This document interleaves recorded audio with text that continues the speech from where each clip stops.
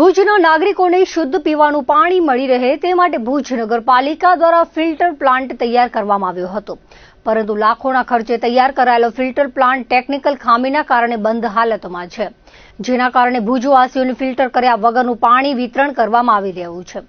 ભુજ તાલુકાના કુકમા નજીક આવેલા પાણીના સંપ પર લગાવવામાં આવેલો ફિલ્ટર પ્લાન્ટ હાલ બંધ હાલતમાં જોવા મળી રહ્યો છે.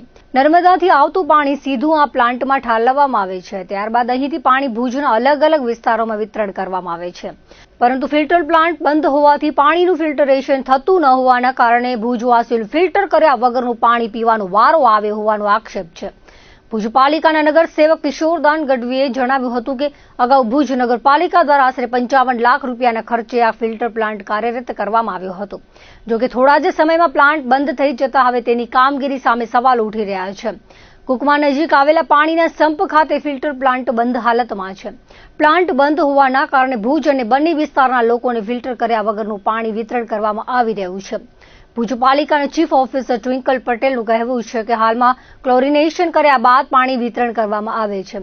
પાણી પુરવઠા વિભાગ દ્વારા કુકમા સંપ ખાતે અંદાજિત 20 કરોડના ખર્ચે નવો ફિલ્ટર પ્લાન્ટ કાર્યરત કરવા માટેનું આયોજન કરાયું છે.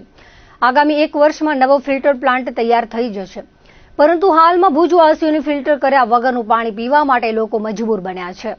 અત્યારે નગરપાલિકા વિસ્તારમાં આપણે જે પાણી સપ્લાય કરીએ છીએ એને ગેસ ક્લોરિનેશનથી આપણે ટ્રીટ કરીને પછી પાણી મોકલવામાં આવતું હોય છે. એ ઉપરાંત આપણે કુકમા જે મેઇન સંપ છે ત્યાં આખો પ્રોજેક્ટ જીયુડીસી દ્વારા એક્ઝિક્યુટ કરવામાં આવી રહ્યો છે, જે લગભગ 20 કરોડના ખર્ચે થઈ રહ્યો છે.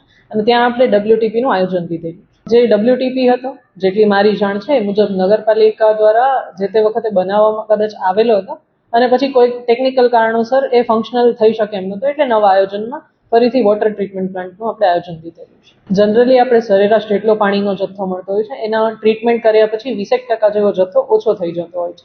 ભુજ શહેરમાં લગભગ આપણું જે પાણી છે એ ભુજ આખું સિટી નર્મદાના જે વોટર સપ્લાય મળે છે એના પર ડિપેન્ડન્ટ રહે છે. એટલે નર્મદાનું પાણી જ્યારે પણ ડિસ્ટર્બ થાય ત્યારે સિટીમાં ડિસ્ટર્બન્સ જોવા મળતું હોય છે. આપણને લગભગ નર્મદામાંથી 35 mld જેટલું પાણી મળતું હોય છે.